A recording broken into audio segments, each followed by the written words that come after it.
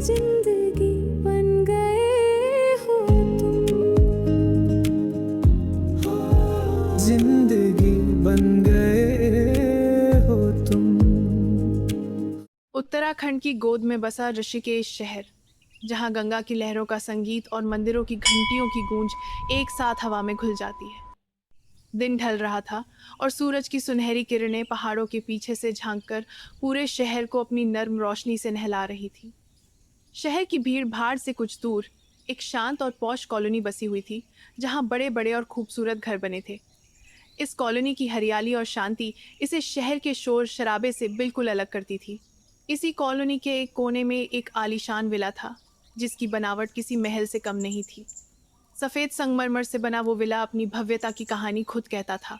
Villa के चारों ओर एक खूबसूरत बगीचा था, जिसमें रंग बिरंगे फूल खिले थे और करीने से कटी हुई घास का कालीन बिछा हुआ था।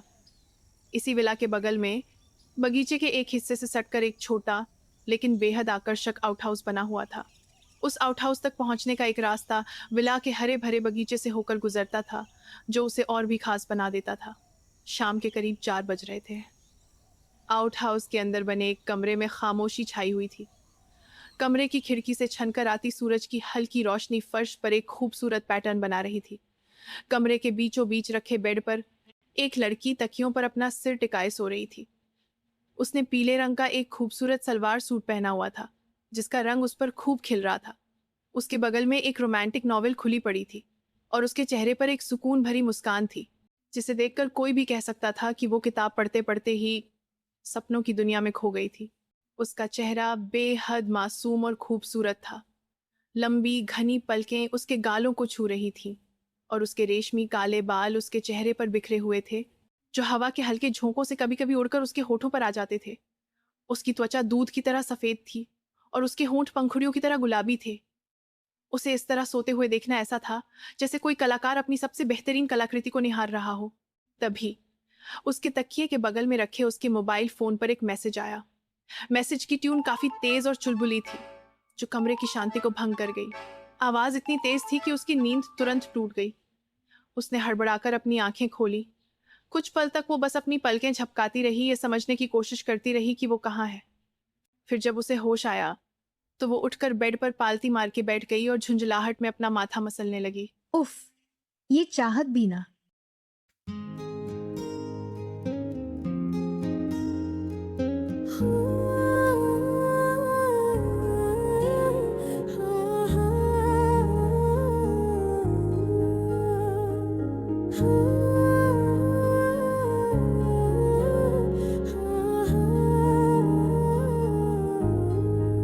मेरी सांसों में तुम, दिल की धड़कन में तुम, ओ मेरे हमदम, कैसे कहे कि अब जिंदगी बन गए हो तुम,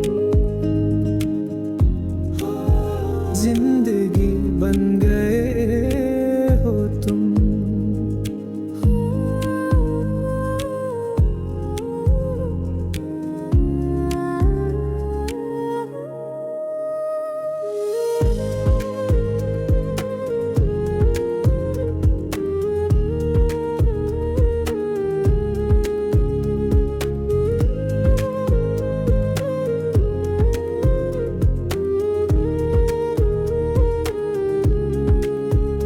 हर पल रब से इबादतों में मांगा है तुम्हें, दिल की धड़कन तक, रूह से सांसों तक, सिर्फ चाहा है तुम्हें, मदहोशी में भी होश बन गए हो तुम, ओ मेरे हमदम, कैसे कहे कि अब जिंदगी बन गए हो तुम, जिंदगी बन गए हो तुम।